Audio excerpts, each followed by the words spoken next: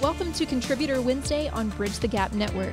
In this series, you'll hear from thought leaders on a variety of topics dedicated to inform, educate, and influence the senior living industry.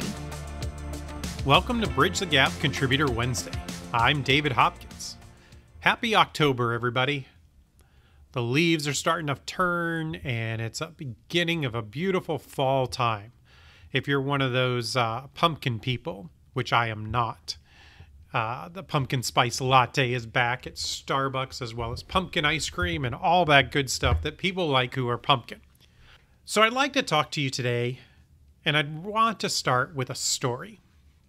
It's a story of a man. The year, picture it, is 1609, and this ship is the Sea Venture, and it's bound for the settlement of Jamestown, Virginia. The New World had been opened up, and Europeans were trying to stake their claim and establish a colony. This man was on the Sea Venture, and the ship actually shipwrecked on the Isle of Devils, what we now call Bermuda. If you've ever been to Bermuda, there is nothing devilish about that location except maybe you don't want to leave.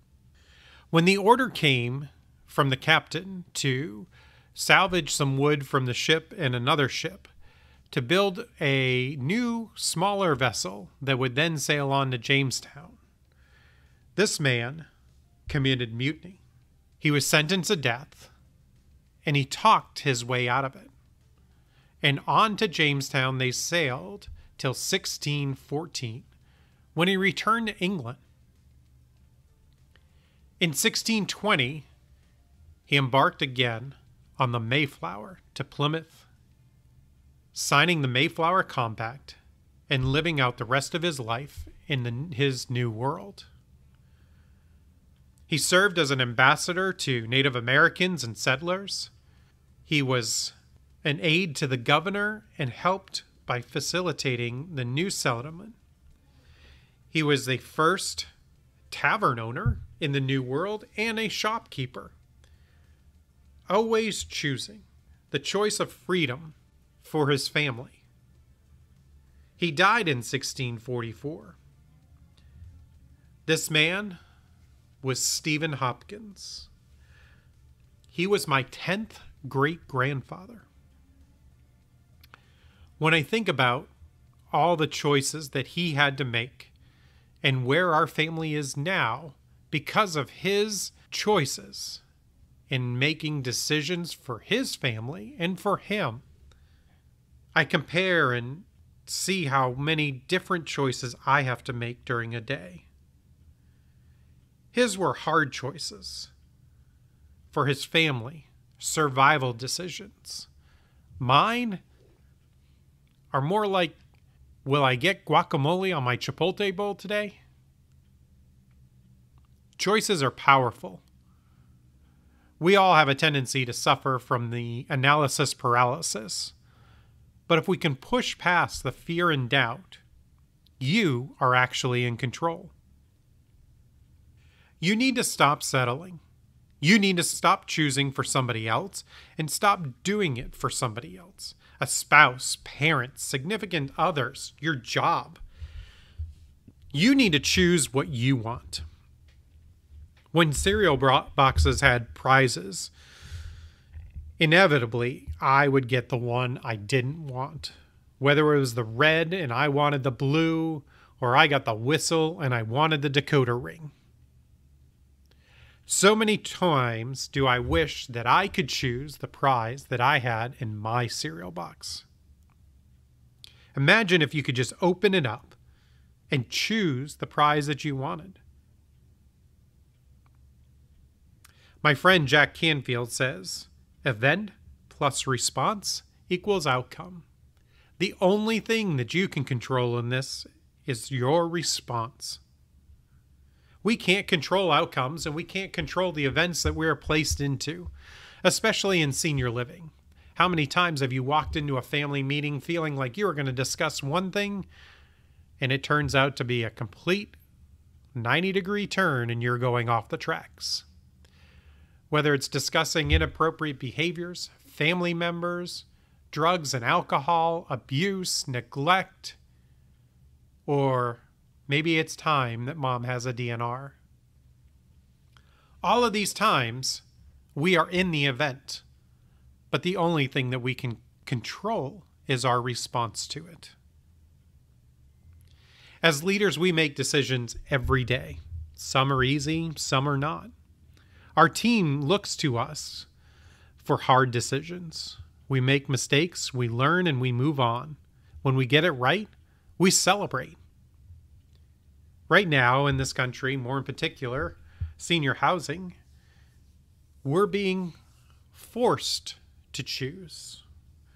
Lots of the words of mandate, vaccines, and other stipulations and new policies and procedures need to be adhered to. When we mandate something, does it take away our choice? A mandate still provides an opportunity to choose. Sometimes it's not the outcome that we want, but it is the response we're going to have to work with. So many times do we just choose the easy way. Not to make waves, keep everybody happy. It's much easier. Everybody's doing it. And then I think about how our parents would say for that.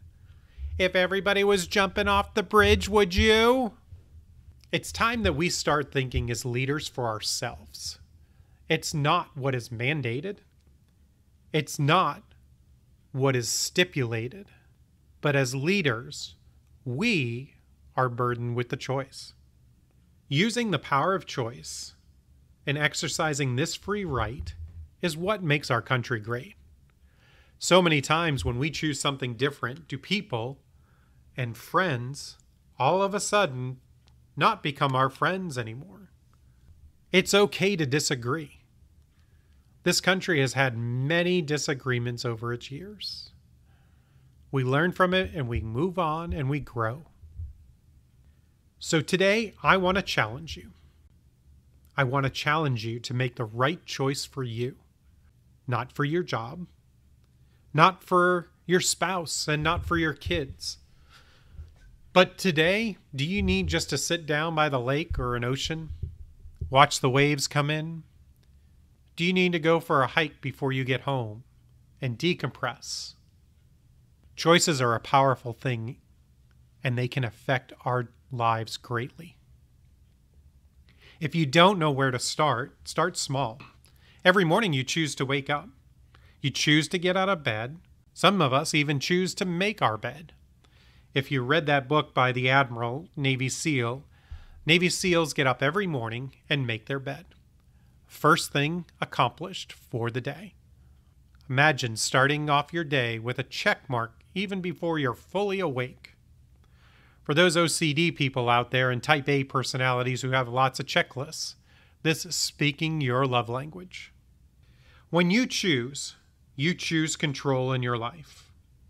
As the knight in Indiana Jones in The Last Crusade, a great 80s movie, stated to Indiana when he was looking for the Holy Grail to help save his father.